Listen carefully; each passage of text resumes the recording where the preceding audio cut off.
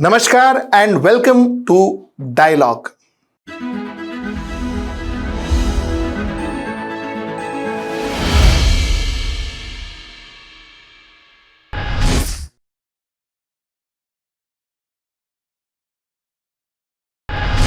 Manoj Ji, thank you so much for joining me. It is actually a privilege to have you on my show, Manoj Ji. Thank you so much. Same here. Same here. Sir, you are a parliamentarian who has got a 98% attendance record. You are a parliamentarian who has participated in 553 debates. You are a parliamentarian who has have more than 4 private bills. What is a politician, sir? मुझे पहले ये बताइए. Who is a politician and why are you a politician? I'll tell you. Let me take you to my childhood. My mother, who is not well these days, and she is with me, and that's why I was not coming in this show. She actually prepared me for debates quite early when I was in standard 3 or 4. It was she who taught me public speaking. And you won't believe, since very early days of my childhood in class 7th or 6th, I wanted to dream one day being in parliament. And interestingly, I'll tell you, which you might laugh. I always saw myself on the opposition benches, never on the treasury benches. Um, Why is that so, sir, if so, I may ask? Why is that so, you if I know, may being ask? being opposition member, you can critique policy and policy framework without any inhibition. But if you are in on the treasury bench, what happens many a time, you have to go against your will. Your instinct tells you that this policy is not good, but the party you are a part of, say in the parliament or the government, I mean that sort of stops you from speaking your mind. So anyway, this is how I started dreaming. When I joined teaching, I used to tell my students that this is my parliament. My engagement with my students, whether in Jamia Millia or Delhi University, it was in the shape of that I am making intervention. Then I'll take question answer. For example, I'll tell you, 50-minute class, I used to spend only 30 minutes speaking. 20 minutes were dedicated to question and answer. And that remains even today. When I go to take class, I follow the same format. That actually makes your interaction, your engagement, uh, interactive. It's not one-way communication, which many politicians are used to these days, that they will communicate, but they'll not take questions. So this was part of my training. And once I was chosen in 2018, before Rashtriya Janata Dal, I had no political affiliation as such, mainstream political party. But during my college days, I was part of left movement, and I am indebted to them also for the kind of grounding they provided, for the kind of readings I had, and that helped me. That helped me uh, uh, in reaffirming many values which carry me even today, which gets carried within me even today. Who exactly would be an ideal politician? According to me, what can I say? I can only tell you, politics should be a very serious vocation, in the sense you need to be able to uh, carry an ideological commitment, carry within you a paradigm which looks at things very minutely. And finally, I would tell you, opportunism is tempting, but politicians should never fall to this lowest hanging fruit called opportunism. I see departure of ideological commitment as one of the critical issues in contemporary politics, whether inside the parliament or outside the parliament. And unless we are able to bring that back, I think it shall be very difficult.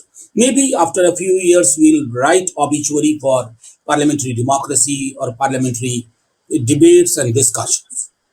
Ideology is lost. What has killed ideology?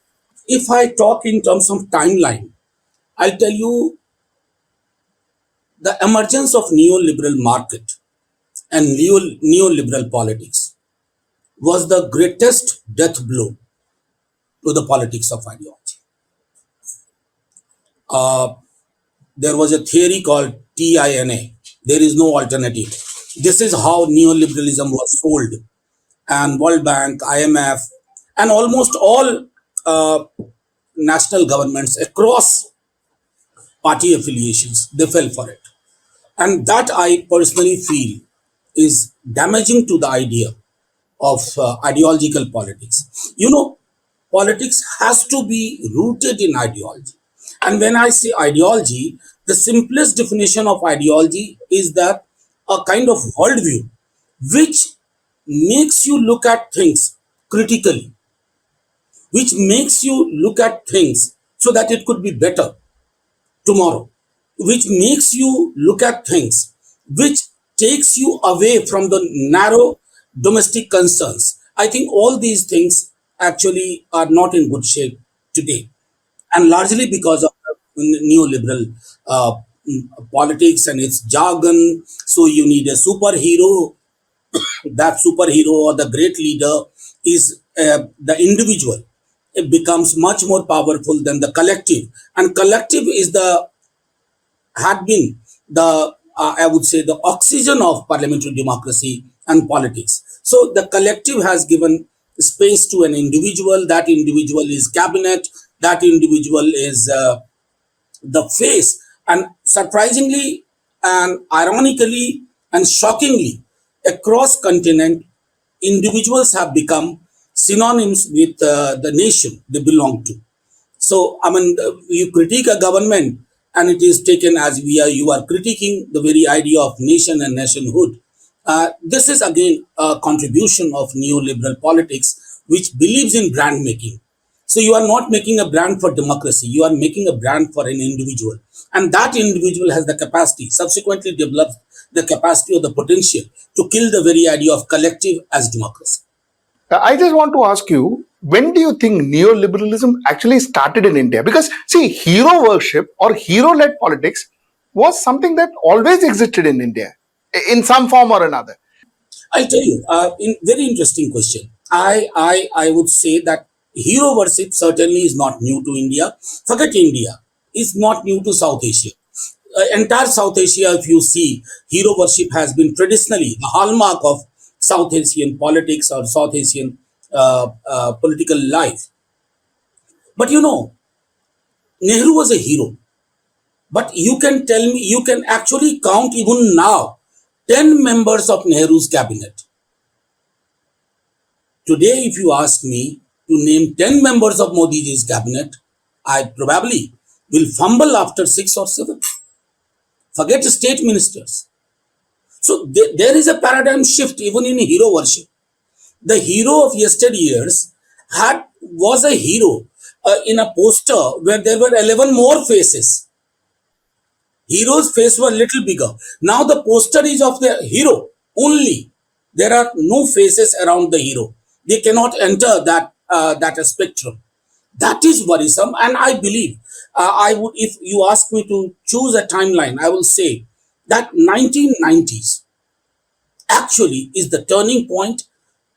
In the name of opening the market, we never realized that free market would lead us to a kind of politics which is against freedom, equality, justice. Only thing it provides is a rhetoric, empty rhetoric. And that's why I say the hero of 1952, Nehru, and compare that hero with the contemporary hero, you would find a huge difference between that. Manoj, this open market and the current change in political scenario, what exactly do you mean by that?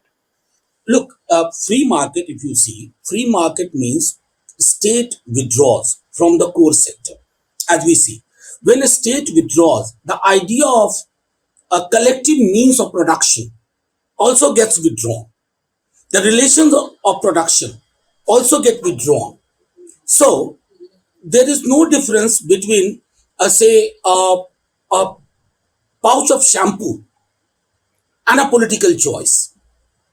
When I mean, look, I'll just explain it by virtue of one instance. Whenever opposition unity we ask for, the first question which comes from a dominant section of the media, which again is part of the same neoliberal paradigm, they'll ask you, who is your face? Democracy, when it was envisioned, forget whether in Vaishali or Athens, it was a collective idea. I repeat, collective idea. Take out collective, democracy dies. That's why I say, when you forget to differentiate between whether you are purchasing a pouch of shampoo or when you are voting for a political party, the idea of who is your face actually reduces democracy. It has been reduced not only in our country, in several other countries. Fortunately, the counter current is also coming. Counter current in the sense, some of the Latin American countries, if you see, or recently Brazil, if you see, that tells you that ultimately, if democracy has to breathe and breathe freely, it has to go back to the original grammar of democracy or politics, and that is the democracy as a collective idea, not an individual brand, not like a pack of soap or a toothpaste. This distinction has to be made. Caste in politics. Is it good or is it bad, clinically speaking?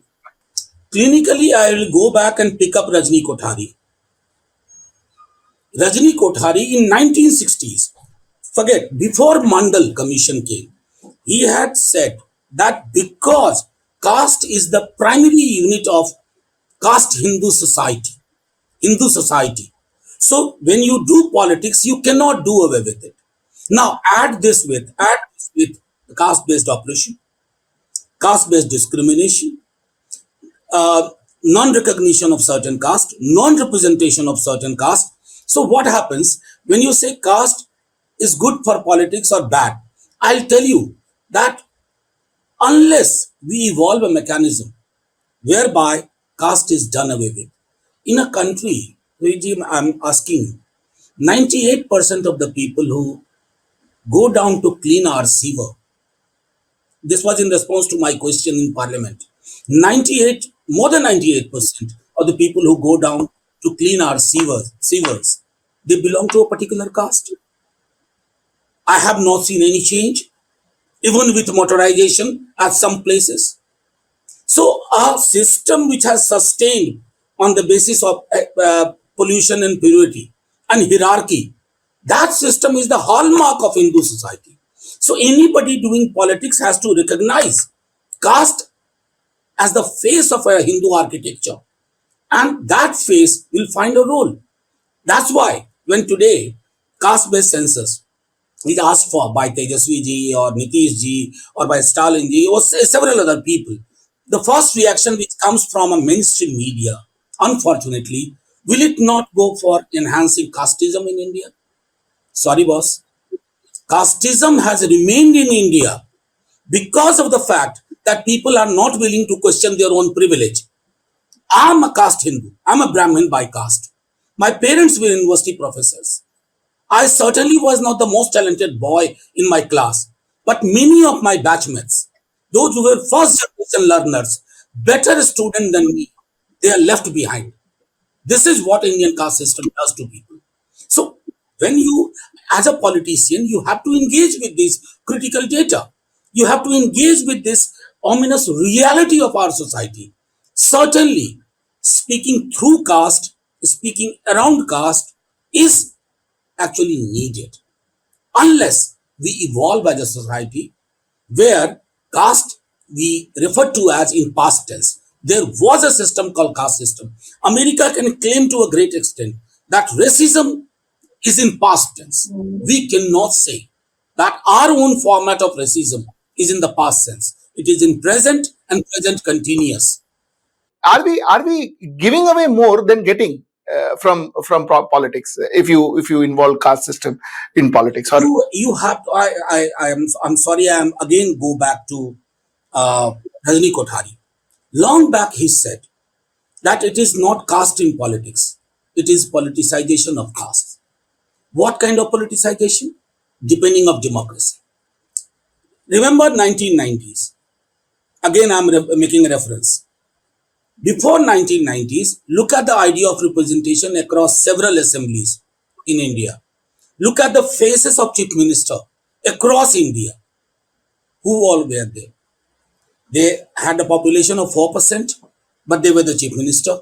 Population with 24%, they were not even in the cabinet.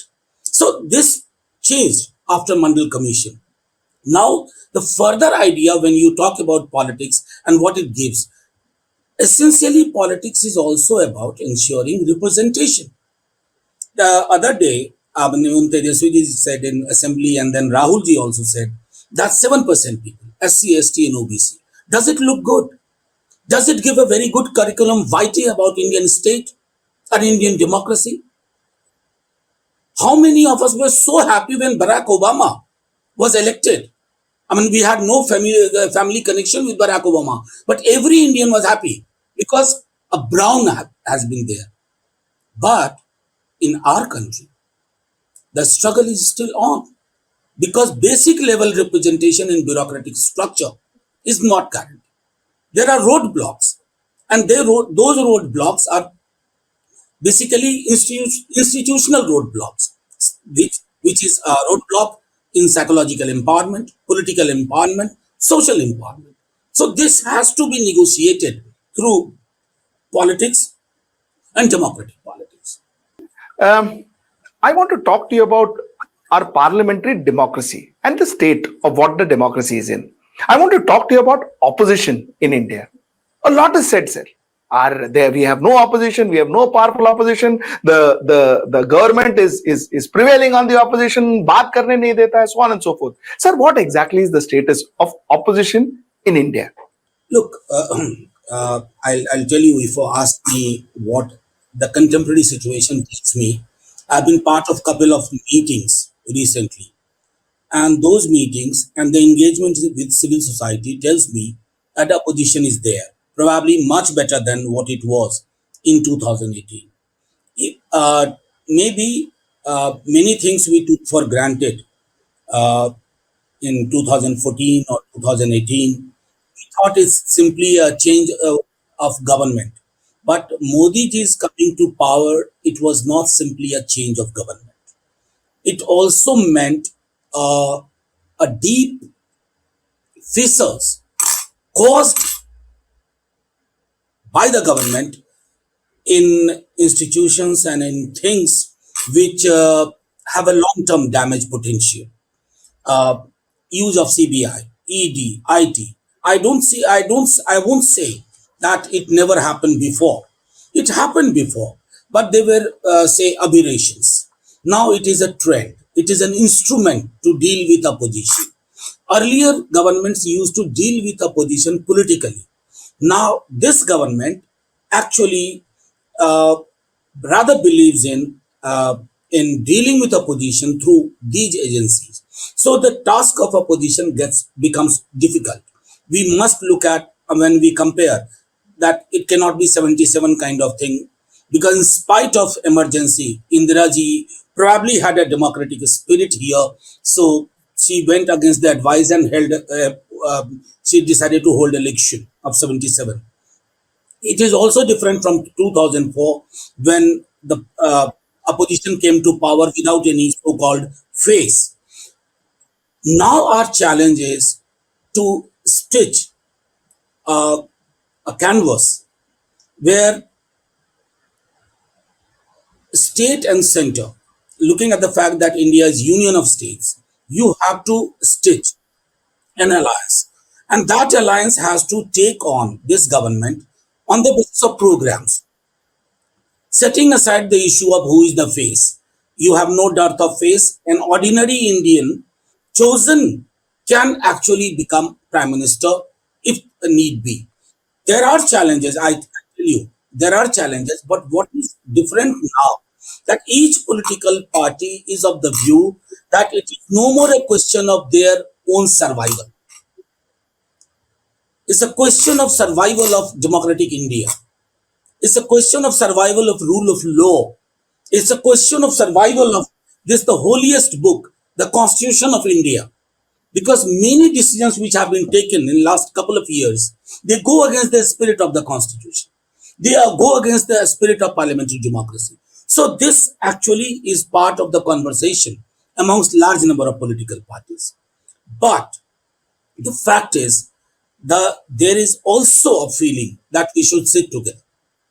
And I tell you, I'm not a great optimist, but I can see things are moving. Things are moving. And take any parameter. This government does not have anything to say except for the fact that they have built an ecosystem. That ecosystem shall not entertain anything critical of the government, and more so about the prime minister. So your platform has to evolve a kind of common minimum program or whatever you call it, so that we provide an alternative to each of those issues, each of those metrics, each of those parameters which disturb the rhythm of Indian democracy and parliamentary democracy. Realistically, do you actually see a united opposition happening before 2024? I do see. I You, do see. you're very I positive. also do see. I also see the possibility of at least on 80 to 85% seats, BJP will have to deal with one. Okay. I see the possibility. Oh, that's I that. hope I hope I am able to prove my word right. Is We spoke about ETID and all these IT and CBI and all of that. Like you rightly said, this was used before. This is used more now. Do you think, regardless of whichever political party is going to come in the future, is this trend going to only increase in India? I hope we don't see. But you know, when you actually make these agencies a kind of government instrument, I would say rather your alliance partners, you use them. I mean, such brazen example that somebody uh, comes to your party and you stop all investigation on him or her, whatever be the case. Somebody who resists your temptation offer to join you, you open the case. In terms of Tejasvi Yadav's case, I'll tell you, it's on record. CBI had closed it twice. Twice. But the moment we formed the government in Bihar in August 2022, they got activated. So deactive cases were activated. To do what? To ensure a political goal they want to achieve. Now, I would not want the future government to succumb to this kind of low level politics. But I'm afraid that I might be a lone voice. There would be others who would say that whatever they have done, it should be tit for tat. I hope it doesn't happen. But doesn't it speak very low about our UPSC, the standard of our bureaucrats and our. I agree with you. But you have to actually see that why it started. What is the genesis of this? I mean, you put somebody in jail for 6 months. Forget that. I would go by the yesterday's judgment from the same state, same day, two judgments, and that tells you about the rule of law. I'm not from Congress, but a remark made by a political remark made on certain fugitives, you take it to that level and take away the membership of Rahul Gandhi. And in the second case, when on camera that gentleman said that when I killed the fetus, killed that lady, I felt like Maharana Pratap. Shame on them, dragging Maharana Pratap like icon in this. But then they are all acquitted today. That's why I say, what do you see? It is no more Vaishnav Janto Tehne Kahiye. That's my worry. I will end my show with that iconic statement of yours, which was really an iconic statement made in the parliament, where you said that we should apologize to the people who died in the second wave. I think that was the first time a politician stood and said, listen, we messed up. और सबसे पहले माफीनामा उन तमाम लोगों को जिनकी मौत को भी हम एक्नॉलेज नहीं कर रहे हैं, जो हम जान ही रहे हैं कि वो मारे गए. doesn't it extend to a lot of other things? For instance, doesn't it extend to unemployment? Don't we need to apologize to our youth? I tell you, we should apologize primarily for becoming what we have become. People used to look at politicians, policymakers with such reverence. What have we made? I mean, that day when I said about apologize to the people who died in COVID and unrecognized, without dignity, actually, this speech was one I had not prepared. There were no notes in front of me because I had seen the suffering and then I had seen the present denial. Then I was seeing in Parliament a clinical approach to millions of deaths. So, like what you correctly said, we need to apologize. What have we become and where have we taken this country to? Because rhetoric, मैं तो अक्सर हिंदी में एक बात कहता हूँ कि कोई भी दुनिया का मुल्क बड़े मंदिर, बड़ी मस्जिद, बड़े गुरुद्वारे से नहीं जाना जाता है. A nation is known for the kind of vibrant culture you have produced, which can make people coexist with each other. Even if there are differences, differences should be celebrated. They should not be demonized. We should apologize for that also. Manojji, what a brilliant statement to end this conversation. Thank you so much, Manojji. Thank you so much. It was enlightening talking to you. Believe me. Thank you so much. Pleasure talking because we traveled in those trajectories where I have not spoken before. Thank you so much, sir. Thank you so much.